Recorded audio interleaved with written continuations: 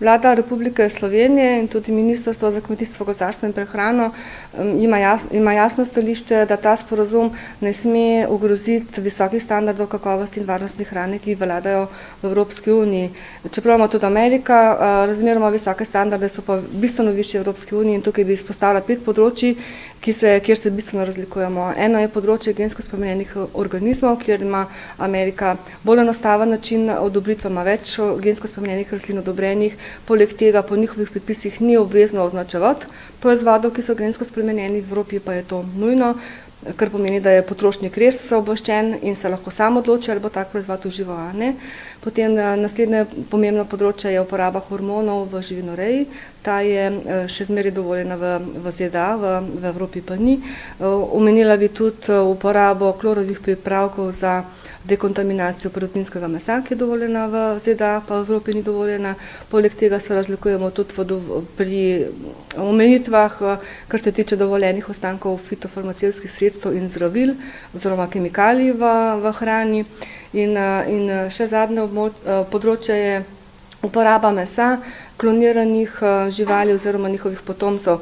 To so vprašanja, kjer vlada v Evropi in v Sloveniji zelo konzervativno stališče in kjer imamo neke tehnologije, ki niso dovoljene v Evropi in seveda približevanje standardov ameriških in evropskih bi ne prišlo upoštev. Skratka, vsaka trgovina, vsak sporazum mora temeljiti na tem, da se ti standardi ohranjajo.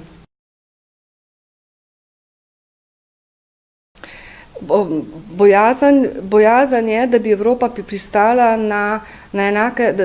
pristala na to, da bi morala svoje standarde harmonizirati z ameriškim. Se pravi, da bi šla Evropa proti nižjim ameriškim standardom.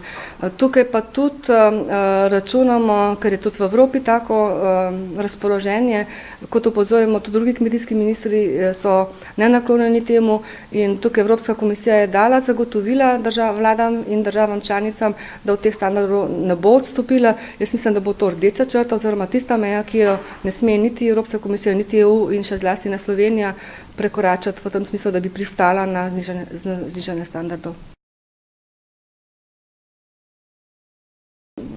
Že sam sistem obravnavanja varnosti hrane je drugačen kot v Ameriki kot v Evropi. V Evropi se držimo previdnostnega principa, kar pomeni, da najprej, preden uvedemo novo tehnologijo, novo fitofarmacevtsko sredstvo, nov gensko spremenjeni organizem, najprej se opravijo vse analize vpliva na zdravje človeka in okolja in šele potem je možno odobritev. Ameriški princip je pa drugačen, temelji na analizi tveganja, se pravi, preizkuša se vpliv na zdravje in na okolje šele takrat, ko je sam proizvod že na trgu in se preverja po eni analizi tveganja, ali ima škodljiv vpliv. Se pravi, gre v principu